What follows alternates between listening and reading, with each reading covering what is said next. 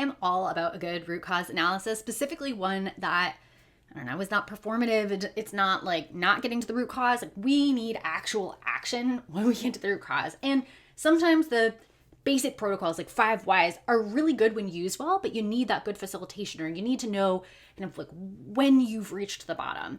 And so I love that Dr. Nix provides a more structured framework and approach to this root cause analysis activity. So we're going to give you that today. The link in the description is going to take you to Dr. Nix's book and all of the resources within that he's sharing with us for free. So thank you, Dr. So this is figure 6.5 from Dr. Sam Nix's book, 6 Steps to a Strong School Culture. Great book. Check it out. We'll link to it in the description of this video. Here is what he shares.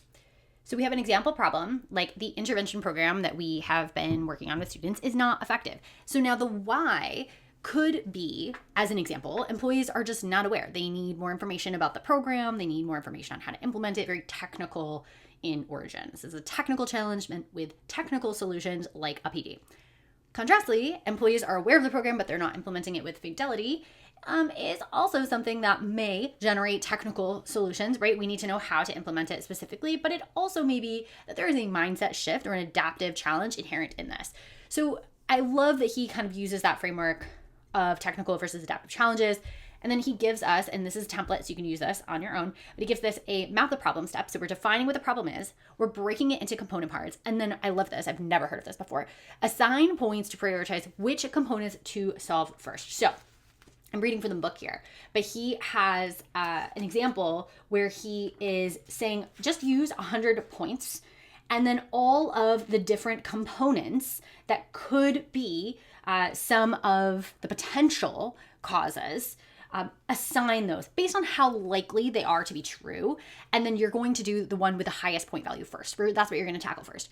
And so then when you're investigating and verifying, you're taking action steps, you're analyzing what is happening as a result, and you're synthesizing and communicating with stakeholders consistently, and ultimately working toward a solution that's going to address the problem. So down here we have kind of the issue description, the impact on student learning. So for example, in the book, he talks about a lack of instructional alignment to the standards could be the description of problem, and the impact on student learning could be the students are not learning to the level of standards. Okay, got it. Now, the likely root cause.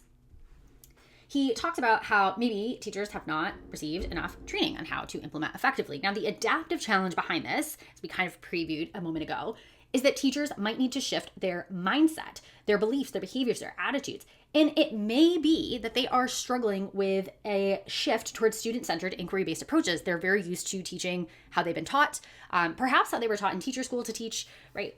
Whereas a technical challenge, perhaps someone is really excited about the idea of student-led learning. They do not need that mindset shift. They're like, yeah, I'm all in, but I'm really struggling. So teachers are going to have different levels of experience with this. Maybe they need differentiated coaching support, right? Tailored professional development. They have specific skill gaps that we can make sure that we address in some sort of professional learning journey.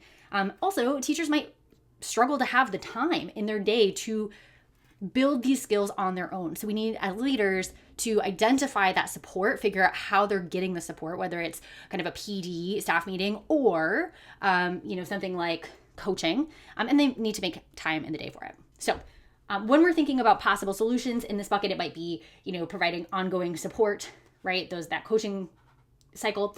It might be that we are just sharing with them the research on instructional practices, inspiring them with what's possible, inviting them to see other teachers' classes in action who are doing it well. Just inviting reflection and dialogue, could be asking them some reflective questions and making sure that the teachers doing it well have the leadership roles that they can kind of take on and ideally get paid for to make sure that they are, compensated and celebrated and acknowledged for sharing their expertise with their peers. Now here, this might be a description of what we're doing. So it might be, we are going to make sure we have coaching cycles or a PLC or a common reflective protocol that we do so often, right? Risks, well, maybe we're going to overwhelm teachers. Now they have to find schedules, time to meet with their coaches, or maybe it's hard to do this consistently over time and it actually turns into a one-off PD. Maybe there's an entrenched organizational culture of traditional teaching, and so it's actually really a challenge to get that mindset shift going because the culture so long has been this one way. Or maybe we just don't have enough money to bring in an external consultant, and we're feeling like we don't have the expertise in our midst, or we don't have the time to have more time in school day. Now, Measures of success could be the frequency and duration of support sessions he suggests. Also, monitoring the implementation progress, like how are we doing in providing these PDs opportunities, evaluating teacher materials, and offering coaching support. So having that consistent partnership and specific feedback. And also monitoring, the student performance and engagement, which is what we ultimately would like, is a suggestion that he offers. I love all of these. This is the book by Dr. Sam Nix that this comes from. It's really good. Give it a look. Also, think about a challenge that has been longstanding that you are trying to play with. Use this template to go through, rank all the possible causes from 0 to 100, tackle the one first, and consider that matrix in the page 2 that we went through to consider all of the different possibilities for solutions and how to monitor them.